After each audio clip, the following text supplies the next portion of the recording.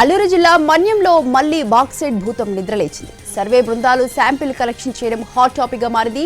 అపార ఖనిజ సంపద తవ్వకాలు సిద్ధం అయ్యారనే ఆందోళనలో ఉన్న ఆదివాసీలు తిరుగుబాటుకు రెడీ అయ్యారు. దీంతో బాక్సైట్ కొండలు సాక్షిగా మరోసారి ప్రజా పోరాటం ఖాయంగా కనిపిస్తోంది. అల్లూరు సీతారామరాజు జిల్లా ఏజెన్సీ అపార సహజ వనరులకు నిలయం. ఇక్కడ కొండల్లో అత్యంత విలువైన బాక్సైట్, లాటరైట్, కలర్స్టోన్ నిక్షేపాలున్నాయి. వేల కోట్ల రూపాయల సంపదను తవ్వుకుపోయేందుకు నిరంతరాయంగా ప్రయత్నాలు జరుగుతూనే ఉన్నాయి. లాటరైట్ తవ్వకాలకు అనుమతులిచ్చిన ప్రభుత్వం బాక్సైట్ కోసం చేసిన ప్రయత్నాలను ప్రజలు ఎప్పటికప్పుడు ప్రతిఘటిస్తున్నారు. జర్రెల, గాలికొండ బ్లాకుల్లో ఈ నిక్షేపాలు ఉండగా వీటిని మైనింగ్ చేసేందుకు ప్రభుత్వ, ప్రైవేట్ సంస్థలు కాచు కూర్చున్నాయి. అయితే మావోయిస్టు ప్రభావిత ప్రాంతం కావడం, ప్రజా వ్యతిరేకతను దృష్టిలో పెట్టుకుని 5th షెడ్యూల్లో ఉన్న వనరుల దగ్గరకు రావడం సాధ్యమవ్వలేదు. ఇక్కడ పరిస్థితుల ఆధారంగా బాక్సైట్ తవ్వకాలు జరిపేందుకు అంగీకరించలేదని ప్రభుత్వాలు, రాజకీయ పక్షాలు ప్రకటించిన నేపథ్యం.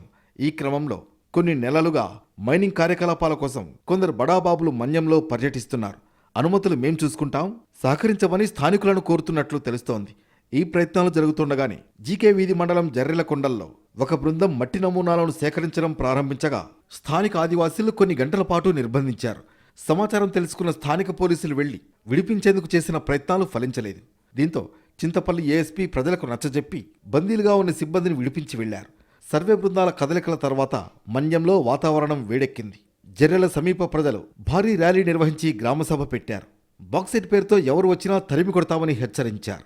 ప్రాంతంలో రహస్య బాక్సైడ్ సర్వేపై రాష్ట్ర ముఖ్యమంత్రి గారు, గిరిజన మంత్రి గారు, ఏజెన్సీలో ఉన్న కూటమి నాయకులు స్పష్టమైన ప్రకటన చేయాలని చెప్పి ఆదివాసీ గిరిజన సంఘం మేము డిమాండ్ చేస్తున్నాం. ఇప్పటికే ఆదివాసీ ప్రాంతంలో బాక్సైట్ వ్యతిరేకంగా వందలాది మంది ప్రజలు ఇప్పటికే ఉద్యమాల్లో ఉన్నారు. ఇప్పటికే సంవత్సరాల తరబడి ఉద్యమాలు కొనసాగుతుంది. ఆదివాసులకి బాక్సైట్ సంబంధించి అక్రమ జీవోని గత ప్రభుత్వం రద్దు చేసింది. అయినా ఈరోజు చంద్రబాబు ప్రభుత్వం రహస్యంగా బాక్సైట్ సర్వే నిర్వహించి గిరిజన ప్రాంతాల్లో భయభ్రాంతులకు గురి చేసి ఆదివాసీ హక్కుల చట్టాలని ధిక్కరించడం చాలా దారుణమైన విషయం. అటు అరకు వ్యాలీలో గిరిజన సంఘం భారీ ర్యాలీ తీసింది. ప్రభుత్వం దొడ్డిదారిన చీకటి ఒప్పందాలతో రహస్య సర్వేలు చేయించడం ద్వారా అడవి బిడ్డల ఉనికిని ప్రశ్నిస్తోందని మండిపడింది. గత 18 సంవత్సరాలుగా పోట్లాడి బాక్సైట్ వెనక్కెళ్ళిందని చెప్పేసి ఆదివాసులు భావిస్తున్నటువంటి ఈ నేపథ్యంలో ఈ కూటమి ప్రభుత్వం, చంద్రబాబు ప్రభుత్వం, పవన్ కళ్యాణ్ ప్రభుత్వం మళ్ళా బాక్సైట్ ఒప్పందాలని మళ్ళా పునరుద్ధరణ చేసి ఏజెన్సీ ప్రాంతాల్లో బాక్సైట్ తవ్వకడం కోసం ప్రయత్నం చేస్తుంది. దీనికి ప్రధానమైనటువంటి అంశం ఏంటంటే నిన్న సర్వేకి వెళ్ళడమే. అందుకనే ఈ రకమైనటువంటి చర్యకి రాష్ట్ర ప్రభుత్వం మానుకోవాలని చెప్పేసి ఈ సందర్భంగా తెలియజేస్తాం. సర్వే బృందం ఏ ఉద్దేశంతో ఇక్కడ శాంపుల్ సేకరణ చేస్తోంది, పర్మిషన్ ఎవరిచ్చారు వంటి సందేహాలకు స్థానిక యంత్రాంగం ఎటువంటి నివృత్తి చేసే ప్రయత్నం చేయలేదు.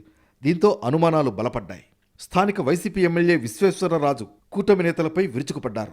గతంలో బాక్సైట్ జోలికి వస్తే గొడ్డలితో నరుకుతామని ప్రకటించిన మాజీ ఎమ్మెల్యే టీడీపీ ఇన్ఛార్జ్ మౌనం వెనుక అర్థం ఏమిటో బహిర్గతం చేయాలని డిమాండ్ చేశారు. గిరిజన పక్షాన బాక్సైట్ తవ్వకాలను వ్యతిరేకిస్తామని ప్రకటించారు.